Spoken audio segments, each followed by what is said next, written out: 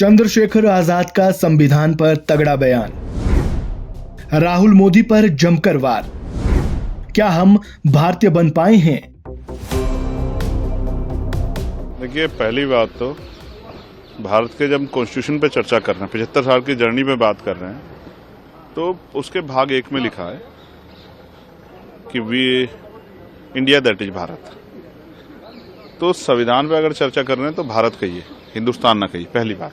दूसरी बात, we the people of India, preamble में की स्टार्टिंग है। क्या हम भारतीय बन पाए? क्या हम अपनी जाति, धर्म, संस्कृति से ऊपर उठ के कभी भारतीय बन पाए? क्या हम एक दूसरे के हाथ पकड़ पाए?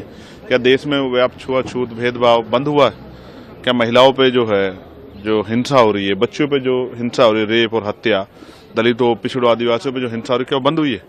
तो बहुत कुछ है जो नहीं हुआ है।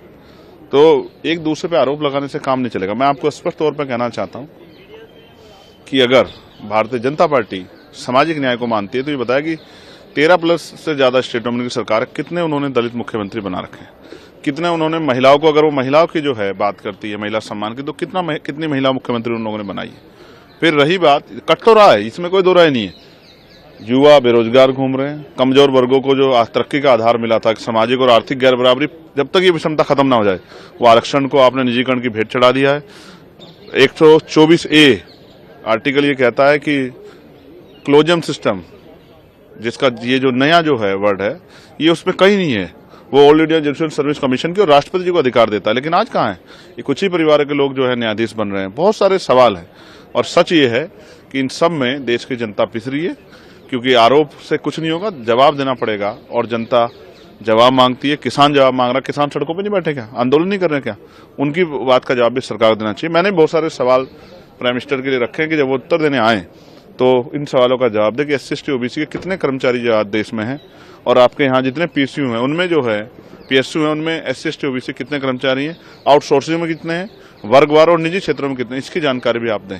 लेकिन मुझे उम्मीद है कि सरकार इन सवालों से भाग रही है, तो जो सरकार भाग रही है वो जनता के सवालों का जवाब नहीं देगी। राहुल गांधी ये कह रहे हैं कि हम 50% आरक्षण की जो दीवार है उसे हटाएंगे, हम जातिगत जनगणना कराने का वादा करते हैं। कई सारे वादे उन्होंने किए हैं। देखिए, मैं फिर कहूंगा 2011 में जातिगत जनगणना हुई, लेकिन उसके आंकड़े सार्वजनिक नहीं किए गए। क्यों नहीं किए गए? सरकार UPA की थी, राहुल गांधी जी की सरकार थी। आप कह रहे हैं कि वो 50% क्या आपने पहले क्यों नहीं हटाई? क्या 50 साल बाद आपको महसूस हुआ कि विषमता अभी दूर नहीं हुई है? तो मैं अभी भी कह रहा हूं, अगर कहते हैं ना सुबह का भूला अगर शाम को घर लौट आए तो उसको भूला नहीं कहते। अगर अभी भी जहां जहां उनकी सरकार है, पहले वहां जातिगत जनगणना कराएं और आरक्षण की 50% से ऊपर की सीमा को हटा दें, तो अगर वो ऐसा करते हैं तभी देखिए किसी की कार्यशैली से तो उसका जो है आकलन किया जाएगा। अगर वो अपने स्टेटों में करते हैं तो तब हम मान सकते हैं कि वो भविष्य में कुछ ऐसा कर सकते हैं। अपने स्टेटों में नहीं करते, जैसे पुरानी पेंशन वो बहाल करें अपने यहाँ पे, ठीक है, जातिगत जनगणना कराएं, प्रमोशन में रिजर्वेशन दें SC OBC कर्मचारियों को। अगर वो नहीं देते तो आप हमें और आपको मान लेना चाहिए कि सिर्फ चुनाव बातें।